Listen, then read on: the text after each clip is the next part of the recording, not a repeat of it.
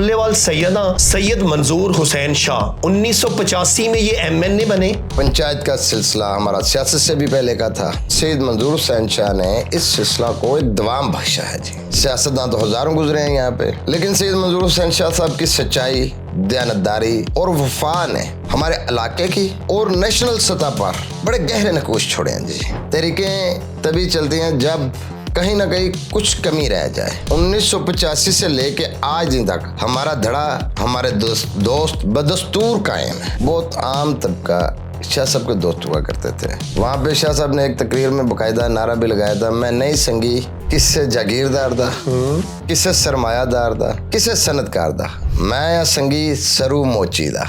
ये लोगों के सामने नारा से बाकायदा तकरीर में ये उनके अल्फाज थे। अब ये सरूमुची कौन? उस गांव के कुछ लोगों ने डिसाइड किया कि सुना है कि मंजूर शाह तड़ेदा बड़ा पक्का है, हाँ। आज ज्यादा इम्तिहान लो भी है। ठीक है। तो उन लोगों उस गांव के चंद वडेरों ने एक महफिल रखी। एक शाह जी, बंदे कुल्लेवाल से डरते क्यों हैं?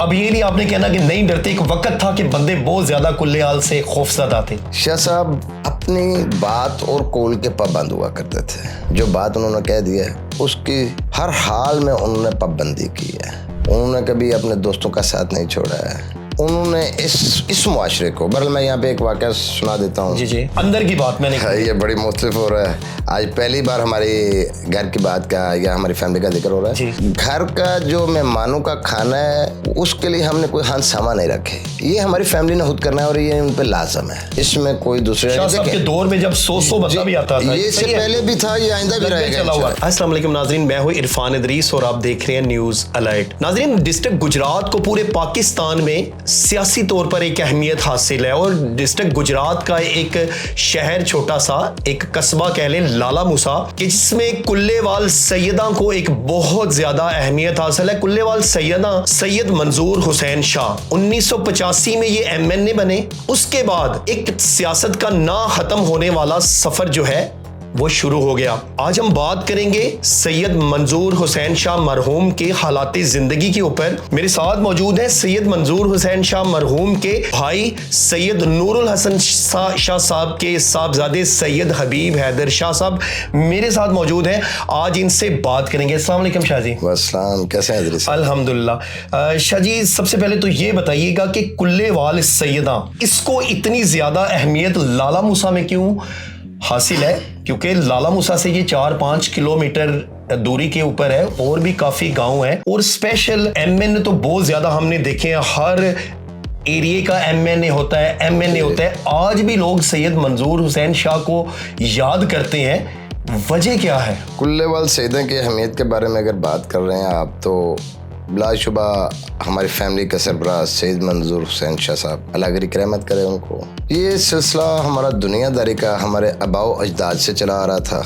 उसी सिलसिले को सैयद मंजूर हुसैन शाह ने अपनी शबाना रोज मेहनत से, अपनी दयानतदारी से, अपनी फहम फरासत से आगे बढ़ाया और अल्हम्दुलिल्लाह पूरे पाकिस्तान में अपना एक सियासत के मैदान में अपने नक्श छोड़े हैं। अहमियत सिर्फ इस वजह से है कि जब हमारे इलाका में डिस्ट्रिक्ट गुजरात में बिलखसूस लाला मूसा में कुछ जागीरदाराना तबका, जरदार तबका, इशराफिया ऐसे बैठे हुए थे जो अवाम के हकूक़ गस्ब कर रहे थे। इन हालात को देखते हुए यहाँ पर अपने दोस्तों को, अपने दड़े को, यहाँ की अवाम को उनके हकूक़ दिलवाने के लिए हमें नेशनल सतह पर सियासत में हिस्सा लेना पड़ा। इसका आगाज़ सैयद मंजूर हुसैन शाह साहब ने 1964 में किया था। जनरल अयूब खान के दौर में गैर जमाती इंतखाबात में एज ए काउंसलर लाला मूसा उन्होंने वार्ड नंबर 12 से हिस्सा लिया। बहुत मुश्किल दौर था। मुश्किलात इस तरह की भी थी कि एक आम आदमी को लाला मूसा का वोटर बनने नहीं दिया जा रहा था। आगे की मनाजिल तो बाद में है। सिर्फ वोट रजिस्टर करवाने पर बहुत सी मुश्किलात पेश आई। जितने भी हमारे सियासी मुखालिफिन थे उन्होंने हर तरह की रुकावटें डाली। किसी भी इंसान का सियासत में पार्टिसिपेट करना, इलेक्शन में पार्टिसिपेट करना उसका हक होता है। ये कोई 1-2 दिन की बात नहीं थी। इसके पीछे एक जुहद मुसलसल थी। चूँकि हमारे आबाओ अजदाद, हमारे परदादा जी भी लोगों के हकूक़ के लिए बात करते रहे हैं, यहाँ के लोगों को उनके हकूक़ दिलवाते रहे हैं। पंचायत का सिलसिला हमारा सियासत से भी पहले का था। तो इसी सिलसिले को आगे बढ़ाते हुए सैयद मंजूर हुसैन शाह ने इस सिलसिला को एक दवाम बख्शा है जी, और उसके लिए बहुत ज्यादा मेहनत की है उन्होंने जी, बिलाशुबा। जो बात कर रहे हैं कि पहचान की, मैं हमेशा कहता हूँ कि कोई ओहदा छोटा या बड़ा नहीं होता, कोई ओहदा अच्छा या बुरा नहीं, उस मसनद पे बैठी हुई पर्सनैलिटी डिसाइड कर दिया कि इस ओहदे को कैसे लेके चलना है। सियासतदान तो हजारों गुजरे हैं यहाँ पे, लेकिन सैयद मंजूर हुसैन शाह साहब की सच्चाई, दयानतदारी और वफा ने हमारे इलाके की और नेशनल सतह पर बड़े गहरे नकूश छोड़े हैं जी। तो बहुत सी मुश्किलात का सामना भी करना पड़ा, बहुत से मामलात में उलझाव भी आते रहे, लेकिन अल्हम्दुलिल्लाह उनकी जो मेहनतें हैं, उनका हलूस, उनकी मोहब्बत, उनकी अपने दोस्तों के लिए वफा रंग लाई, और अल्हम्दुलिल्लाह लाला मूसा ने पूरे पाकिस्तान में अपना नाम रोशन किया। शाह जी, दो पहलू हैं जी। एक नंबर पे तो पहले बताएं कि धड़ा किसको आप बोलते हैं, और बहुत मशहूर है कि कुल्लेवाल आलियांदा धड़ा बड़ा मजबूत है। दूसरा सवाल ये है कि कुछ लोग तो कुल्लेवाल से जुनून की हद तक प्यार करते हैं, सालात बरादरान से, आपसे, जितने भी आपके दूसरे भी हैं उनसे भी, लेकिन कुछ लोग बहुत ज्यादा कुल्लेवाल से डरते भी हैं, इस हकीकत से इनकार नहीं है। ठीक है, इसकी क्या वजह, थोड़ा बताएं। सबसे पहले धड़ा क्या चीज़ है? धड़ा क्या चीज़ है, मैं जैसे अपने सबका बात को ही आगे करता हूँ। जब यहाँ पे जागीरदाराना निज़ाम था तो वोटर की कोई अहमियत नहीं थी। ठीक है। उन मुश्किल हालात में एक आम आदमी का जीना दूभर हो गया था। उन मुश्किल हालात में गरीब आदमी को उसके हकूक नहीं दिए जा रहे थे। मसावात बरादरी को बिलखसूस नज़रअंदाज किया जा रहा था। ठीक है। जितने भी सफ़ेद पोश तबका था, जिनके हकूक गस्ब हो रहे थे, जिन लोगों को उनके हकूक नहीं मिल रहे थे, हम उन लोगों के पास गए, आजिज़ाना दरखास्तें की कि आप हमारे साथ चलें, हम आपको आपके हकूक दिलवाएंगे। और इस सिलसिला में जिन दोस्तों ने हमारे साथ तावन किया, जिन लोगों ने, धड़ा बेसिकली एक नज़रिए का नाम है। ठीक है। मैं ये आपको बता दूं, धड़े बनते कब हैं, तरीक़ें तभी चलती हैं जब कहीं ना कहीं कुछ कमी रह जाए। तो हमारे इलाके में आम लोगों के लिए बड़ी मुश्किलात हो गई थी। 1983 के इलेक्शन से लेके 85 के इलेक्शन से लेके आज तक वही लोग हमारे साथ हैं और वही हमारा धड़ा है। उनकी मोहब्बतें हैं, उनकी नवाज़ें हैं, उनका हलूस है हमारे साथ। और अल्हम्दुलिल्लाह 1985 से लेके आज दिन तक हमारा धड़ा, हमारे दोस्त बदस्तूर कायम है अल्हम्दुलिल्लाह। सर, धड़े में ये नहीं देखा जाता कि ये एक बहुत बड़ा अमीर आदमी है, जागीरदार है, इसके पास कबीला ज्यादा है, या एक उसकी दूसरी तरफ एक बिल्कुल नॉर्मल सा बंदा है जिसके पास 5-10 ही बंदे हैं, लेकिन वो भी आपके साथ मुखलिस है? देखें, पाकिस्तान की सियासत में अगर आप पावर पॉलिटिक्स की बात करते हैं तो उसके लिए आपको सियासत में आने के लिए कुछ चीजें रिक्वायर होती हैं। या तो आप बहुत बड़े जागीरदार हो और आपके पास मज़ारों के वोट हो, जैसा कि सिंध में है जी। या आप बहुत बड़े सनतकार हो, पैसे की रेल पेल हो आपके पास, आसाइशें हो, या आपकी बहुत बड़ी बरादरी हो, ठीक है, या आपके पास कोई मजहबी किस्म का वोट हो। ठीक है। हमारे पास इन चारों चीजों में कोई बरादरी कलील तादाद में है, बिल्कुल ऐसे ही है, सनतकार भी नहीं है, ठीक है, अल्हम्दुलिल्लाह अल्लाह की जैसा सब कुछ है। अब ये क्या चीज थी जो यहाँ तक हमें ले आई? धड़े में ये नहीं देखा जाता कि ये कितना ताकतवर है, ये कितना मालदार है। यहाँ पर मैं शाह साहब का ही एक वाकया कोट करता हूँ। बिल्कुल। बहुत से गरीब लोग, बहुत आम तबका शाह साहब के दोस्त हुआ करते थे। वहाँ पे शाह साहब ने एक तकरीर में बाकायदा नारा भी लगाया था, मैं नहीं संगी किससे जागीरदार दा, किससे सरमायादार दा, किससे सनतकार दा, मैं संगी सरू मोची दा।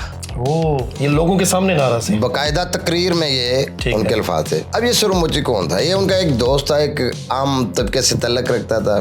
जब 1985 के इलेक्शन में कैंपेन के दौरान तो उस दोस्त ने बड़ा हमारे साथ ताउन किया, शाह साहब के इंतहाई करीबी साथियों में था, तो उसकी बात को मुकद्दम भी समझते शाह साहब।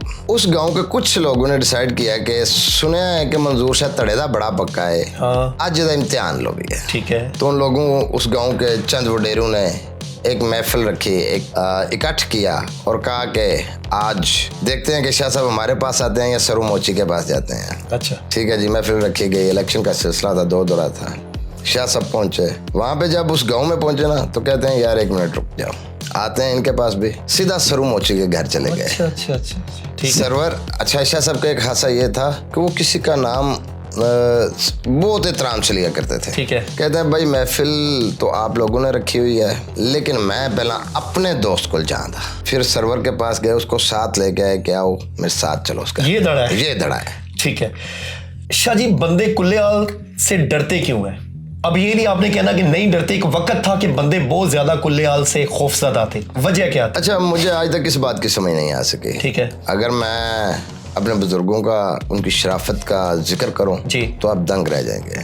सैयद नूरुल हसन शाह साहब से तो आपकी मुलाकात जी, है, ऐसे ही है। आप खुद देख के अंदाजा लगा लें कि इतना इंतहाई नफीस आजिज आदमी थे जी, इतने आजिज आदमी। ऐसे ही बड़े शाह साहब से आपकी मुलाकात नहीं है उनसे थोड़ी भी, है जी, थोड़ी है लेकिन तो उनकी अगर पर्सनालिटी को मैं अपने लफ्जों में बयान करूं तो आप दंग रह जाएंगे। शाह साहब इंतहाई दरवेश सिफ्त आदमी थे, इंतहाई आजिज किस्म के आदमी थे। जिंदगी भर उन्होंने सच्चाई से काम लिया है। कोई ऐसी गुफ्तगू नहीं की जिसमें किसी को जरा सा भी तकलीफ पहुंची, उनकी जुबान से, उनके हाथ से दिल आजारी हो।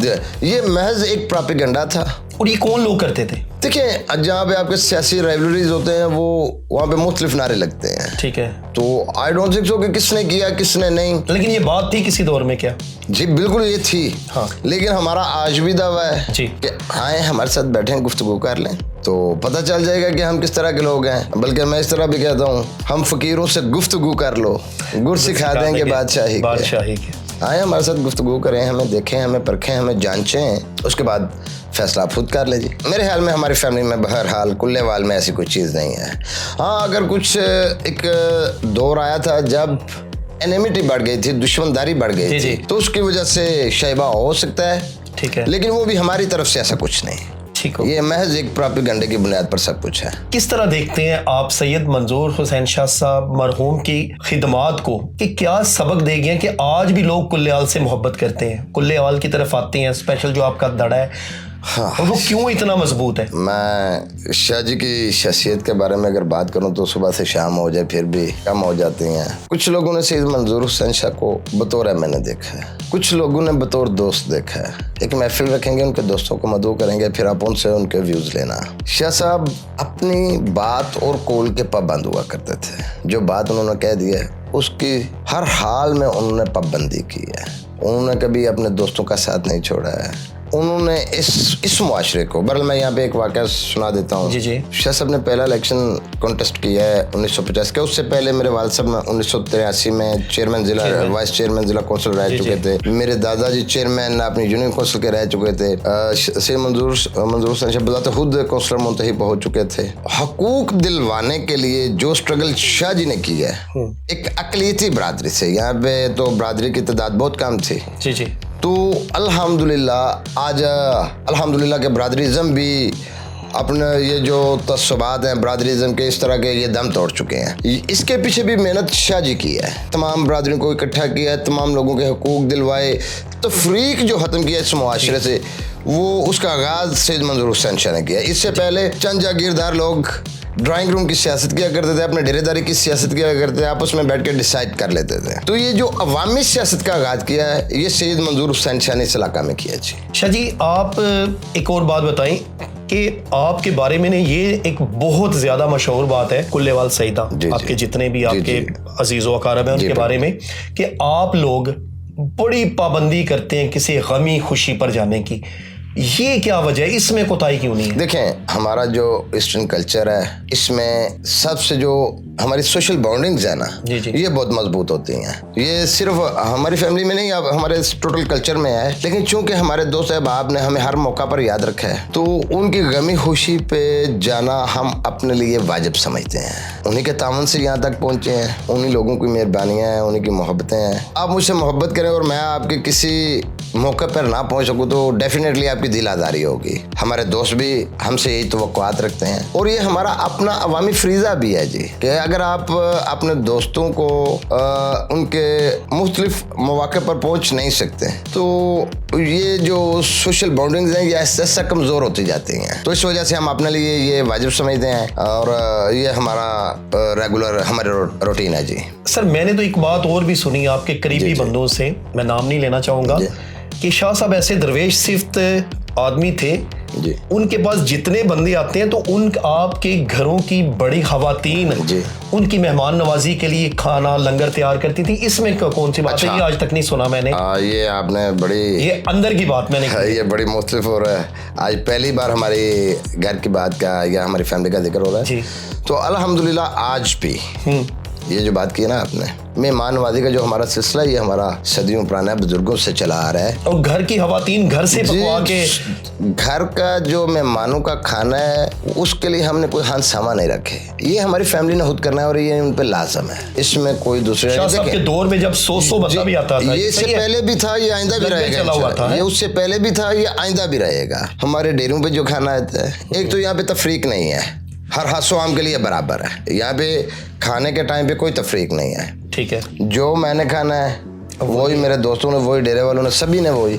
अगर कोई मुसाफिर हजरात, मेहमान हजरात हैं तो वही है सब कुछ। हमारी इतनी ख्वाहिश होती है कि जो हमारे पास आया है नवाजी हो कर सके, तो हम करते भी हैं अल्हम्दुलिल्लाह। और मुलाजमों से नहीं? नहीं, ये देखें, अगर आप खाना मुलाजमों से बनवाएंगे ना तो वो जवाबदेह नहीं है, लेकिन हम लोग जवाबदेह हैं। हमें अपनी ज़िंदगी नहीं गुजारनी होती, हमें अपने दोस्तों के मुताबिक, हमें अपने मुआशरे के मुताबिक, हमें लोगों के मुताबिक जीना है। तो खाना भी इसी तरह है कि कहीं पे भी हम कोशिश करते हैं किसी तरह की भी कमी ना रह जाए। तो इस वजह से ये सारी जिम्मेदारी हमारे घर वालों की है जी। तब से मेहनत, ये बुजुर्गों से जी, अल्हम्दुलिल्लाह, बेशक बिलाशुबा ये हमारे बुजुर्गों से चला आ रहा है जी सिलसिला। इसके खाने के लिए इस मामले पे कोई कंप्रोमाइज़ नहीं करते हम लोग। सुबह का टाइम हो, दिन का टाइम हो, रात का हो, किसी टाइम भी आए आपको, और खाने के टाइम पे खाना अल्हम्दुलिल्लाह मिलेगा इंशाल्लाह। सब कुछ अल्लाह का दिया, हमारे पास सब कुछ है और उसी से हम आगे तकसीम कर रहे हैं जी। शाह जी, कुल्लेवाल सैयदा की तरफ से कुछ पैगाम उन लोगों को देना चाहिए, नो डाउट के मोहब्बत करते हैं। मैंने देखा रात 10 बजे भी इधर कुछ शहर के वो बच्चे जो कि शायद जिनको माएँ रोड तक ना जाने देती हो, मैंने खुद देखा अपनी आंखों से कुल्लेवाल में। फिर भी लोगों के लिए कोई मैसेज कुल्लेवाल सैयदा की तरफ से लास्ट में? देखें, जिस तरह से आपने बात की है कि मुख्तलिफ लोगों के बारे में, कुछ ऐसे लड़के भी हैं जिनको उनकी माएँ शाम से बाहर, हमारा दोस्तों के साथ बड़ा हलूस भरा तल्लक है। और जब वो हमारे पास होते हैं तो एक किस्म की जमानत होती है हमारे पास। हम उनको अपने भाई समझते हैं, वो हमारे भाई हैं, हमारे दोस्त हैं, हम पे जाने निशावर करते हैं। ये सिर्फ प्रोपेगेंडा है कुल्लेवाल के बारे में, ऐसा कुछ भी नहीं है, कभी सोचिएगा भी नहीं।